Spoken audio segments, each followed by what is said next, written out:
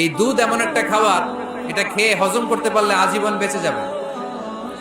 নিউট্রিশনের যে ইনগ্রেডিয়েন্টস আছে 6টা, পুষ্টি উপাদান 6টাই আছে দুধে। এজন্য আল্লাহ রাসূল সাল্লাল্লাহু আলাইহি ওয়াসাল্লাম দুধ বড্ড পছন্দ করতেন আর বলতেন, আলাইকুম বি আলবানিল বাকার, তোমরা গরুর দুধ খেও, ফা ইন্নাহা তুরাম্মু মিনাল আশজার, কেননা গরুর দুধ এটা ঘাস লতা পাতার নির্যাস। গরু কি খায়? ফাস্ট ফুড খায় না? গরু বার্গার খায় না? ফ্রেঞ্চ ফ্রাইজ খায় না? টিক্কা খায় না? চিকেন কাবাব? গরু কি খায়? এই ঘাস খাবেন, মানে শাকসবজি খাবেন। গরু ঘাস খায়, এজন্য গরুর পেট থেকে দুধ বের করে দেয় কে? আলাইকুম বি আলবানিল বাকার, তোমরা গরুর দুধ খেও। কত বড় ডাক্তার ছিলেন বিশ্বনবী মুহাম্মদ সাল্লাল্লাহু, এমন বিশ্বস্ত নবী, যেটা খাইতে বলছে ওইটা খাইলে ডাইরেক্ট অ্যাকশন। কালিজিরা খেতে বলতেন, মধু খেতে বলতেন, লাউ খেতেন। লাউ খেলে পেট যত ঠান্ডা থাকে, পৃথিবীর কোনো খাবার এত ঠান্ডা হয় না পেট, ঠিক কি না? এজন্য বিশ্বনবী বলছেন, আলাইকুম বি আলবানিল বাকার, গরুর দুধ খাবা, ফা ইন্নাহা তুরাম্মু মিনাল আশজার, কেননা ঘাস পাতা খেয়ে গরুর ভেতরে আল্লাহ ঘাস পাতার মাধ্যমে দুধ বানায়। আবার বিশ্বনবী বললেন, মেরাজের রাতে জিব্রাইল 3টা মগ এনে আমার হাতে দিয়েছিল। এক মগের মধ্যে ছিল পানি, আরেক মগের মধ্যে ছিল মদ, আরেকটা মগের মধ্যে ছিল দুধ। 3টা দিয়ে আমার টেস্টিং শুরু করে দিছে, টেস্টিং করতেছে। বিশ্বনবী ধরেন তো কোনটা ধরবেন? বিশ্বনবী দুধেরটা ধরলেন, কোন সুবহানাল্লাহ। সাইয়েদনা জিব্রাইল বললেন, আখাস্তাল ফিতরা, নবী আপনি যেমন ধরছেন তেমন, আপনি যেমন, আপনার স্বভাব যেমন, নিয়েছেনও তেমন। এজন্য দুধ খাবেন, বাচ্চাদেরকে দুধ খাওয়াবেন। অনেক মায়েরা বাচ্চাদেরকে বুকের দুধ খাওয়াতে চায় না, ডানু খাওয়ায়, ল্যাকটোজেন খাওয়ায়, সিরালাক খাওয়ায় না। আমার মায়েরা, আমার সম্মানিত বোনেরা, বাচ্চাদেরকে দুধ খাওয়াবেন। ওয়াল ওয়ালিদাতু ইরদি'না আওলাদাহুন্না হাওলাইন, 2 বছর খাওয়াবেন, কামিলাইন, পরিপূর্ণ। লিমান আরাদা আন ইউতিম্মা রাদাআ, কারণ মায়ের বুকের দুধের প্রথম যে দিক থেকে যে দুধটা বের হয় এটাকে বলে শাল দুধ। এই শাল দুধের মধ্যে অনেক ন্যাচারাল ভ্যাকসিন আছে। ডাক্তাররা বলেছে বাচ্চাদের ব্রেইন, হাড্ডি শক্ত হওয়া, মেমোরি শার্প হওয়া, উদ্যম আর উজ্জীবিত হওয়ার জন্য, সজীব আচরণের হওয়ার জন্য মায়ের বুকের দুধটা খুবই জরুরি। এটা অবশ্যই খাওয়াবে। আর এই মায়ের বুকের দুধের ভেতরে আল্লাহ বাচ্চার জন্য প্রথম টিকাটা ফ্রি দিয়ে দিছে। বাচ্চার জন্য কিছু টিকা দেয়া লাগে না, যক্ষা, এটা সেটা, প্রথম টিকাটা ফ্রি। প্রথম টিকাটা আল্লাহ দিছে মায়ের বুকের দুধের ভিতরে। এজন্য নিজেরাও দুধ খাবো, বাচ্চাদেরকেও মায়ের বুকের দুধ খাওয়াইতে হবে, ঠিক কিনা? গরুর দুধের ভিতরে অনেক পুষ্টি আছে, হজম করতে পারলে অনেক পুষ্টি। আমরা যেন বেশি বেশি দুধ পান করি, আল্লাহ তুমি তৌফিক দান করো। তাহলে দুধের এই কথা কোরআনে যা আছে, সায়েন্স তাই বলছে। কোরআন বলছে 1000 বছর আগে, সায়েন্স এখন খালি ঘোষণা দিতেছে বাচ্চাদের দুধ খাওয়ান, গরুর দুধ খান, এটাতে উপকার আছে। তার মানে এই প্রাণীকুলের ব্যাপারে প্রাণীবিদ্যার যে তথ্য, কোরআন আর বিজ্ঞান মিল আছে না নাই? এরপরে কোরআন বলেছে মধু খাও, লিকাওমি ইয়াতাফাক্কারুন, চিন্তাশীলদের জন্য।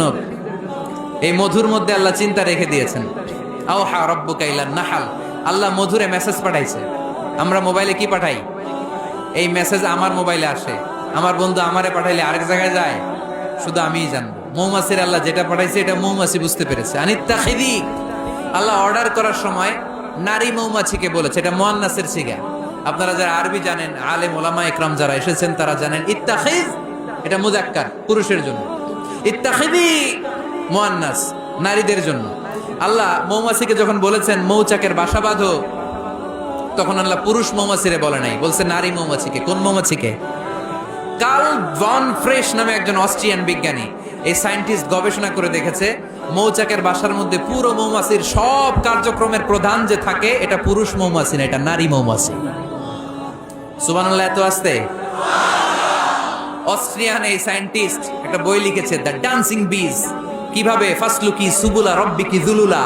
এইখানে মৌচাক আর মধু আনতে যায় 5 মাইল দূরে, এরপরে আবার এই রাস্তাটা চিনে মৌমাছি যে আসে ওরে রাস্তা চিনায় দেয় কে? আল্লাহ সিক্রেট মেসেজ দিয়ে বললেন, ইত্তাখিদি, ঘর বানাও। আওহা রাব্বুকা ইলান নাহলি আন ইত্তাখিদি বাইতা, উপরে ঘর বানাও, মিনাল জিবালি বুয়ুতা, পাহাড়ে বানাও, গাছের মগ ডালে বানাও, যাতে পোলাপানরা ঢিল মারতে না পারে। কাছাকাছি নিচু জায়গায় মৌচাকের বাসা হলে পোলাপানরা কি করে? মধু খাওয়ার জন্য ঢিল মারে না? আল্লাহ দেখেন কিভাবে সিক্রেট মেসেজ দিল যে নিচে তুমি তোমার মৌচাকটা করো না, উপরে বানাও। আর আমার দেখা পথ অনুযায়ী তুমি মধু নিয়ে আসো। এটাকে বলে ফ্লাওয়ার নেক্টার, পুষ্পরস। মধু এত ভালো কেন? এর কারণ মৌমাছি যখন পুষ্পরস বা ফ্লাওয়ার নেক্টার সে নিয়ে আসে, সে ফলের রস আনে, সে ফুলের রস আনে, সে বনাজি গাছ থেকে আনে, ঔষধি গাছ থেকে আনে, হার্বাল ট্রি থেকে আনে। এজন্য মধুর চেয়ে ঔষধি গুণ সম্পন্ন কোন ন্যাচারাল লিকুইড পানীয় পৃথিবীতে আবিষ্কার হয় নাই। চিল্লায় কোন সুবহানাল্লাহ। ফাসলুকি সুবুলা রাব্বিকি যুলুলা, এগোতে থাকো, তারপরে মধুগুলোকে নিয়ে বাসার মধ্যে রাখো। এই আয়াত থেকে প্রমাণ হয় পুষ্পরস সংগ্রহ করে মধু এটাকে খেয়ে ফেলে, এমন না মুখ দিয়ে এনে মৌচাকে রেখে দেয়, না, এটা খেয়ে ফেলে। খেয়ে পেটের ভেতর একটা চেম্বার আছে, আলাদা একটা চেম্বার, ওইখানে এনজাইম দিয়ে এটাকে সমৃদ্ধ করে। তারপর একটা টিউব আছে এটার পেছনে, টিউব দিয়ে মৌচাকের ভেতরে মধুকে পৌঁছে দেয় আমাদের জন্য। কোন সুবহানাল্লাহ। এই অস্ট্রিয়ান সায়েন্টিস্ট উনি গবেষণা কইরা অপারেশন করে মৌমাছি কেটে দেখতে পেল মৌমাছির পেটের ভিতরে একটা পাকস্থলী না আমাদের মতো, ওর পেটের ভিতরে আল্লাহ দুইটা পাকস্থলী দিয়েছে। একটা তার নিজের খাবারের পাকস্থলী, আর একটা আমাদের জন্য যে মধু এনে এটাকে এনজাইম লিকুইড দিয়ে সমৃদ্ধ করবে, ওইটার জন্য আরেকটা পাকস্থলী। চিল্লায় পড়তে হবে আল্লাহু আকবার। এজন্য মধু খেতে রাজি আছেন তো? বিষ্ণু ঈসা ইসলাম ফ্রেশ মধু খেতেন, দুর্গন্ধযুক্ত মধু বিশ্বনবী সাল্লাল্লাহু আলাইহি সাল্লাম কখনো খেতেন না। আর বিষ্ণু ঈসা ইসলাম বলতেন আলাইকুম বিশিফাইন, তোমরা দুইটা শিফা নাও। কোরআনে এই মেসেজটা খেয়াল রাখবেন, কোরআনে কালামুল্লাহ মাজিদে দুইটা বিষয়ের ক্ষেত্রে আল্লাহ শিফা শব্দ যোগ করেছেন। এক হচ্ছে স্বয়ং কোরআনের ক্ষেত্রে আল্লাহ বলেছেন এটাতে আছে শিফা, আর মধুর ক্ষেত্রে বলেছেন মধুতে দিয়েছি আমি শিফা। এজন্য বেশি বেশি মধু খাওয়ার দরকার আছে না নেই? কত ধরনের মধু যে পৃথিবীতে পাওয়া যায়, ব্ল্যাক হানি, হোয়াইট হানি, ক্রিমড হানি, অর্গানিক হানি, এগুলো খুঁজে খুঁজে খাবেন। আজকে মধু খাইছেন কে কে? দেখি হাত তোলেন। মাশাআল্লাহ, আমিও খেয়ে আসছি আপনাদের সাথে। প্রতিদিন মধু খাইতে হবে শীতকালে। আজকে শীত পড়ছে না অনেক, মধু খেয়ে যদি আপনি কাজ শুরু করে দেন, শীত বাবাজি আপনার কাছে আসতে পারবেন। বিষ্ণু ঈসা ইসলাম মধু খেতে আমাদেরকে উৎসাহিত করেছেন। তার মানে এমন বিশ্বস্ত নবী আমার, যেটা খেতে বলেছেন এটা খেলে আমাদেরকে সুস্বাস্থ্য দান করবে কে? আল্লাহ আমাদের সবাইকে কথাগুলো বোঝার ও আমল করার তৌফিক দান করুক। আমরা পড়ি আমিন।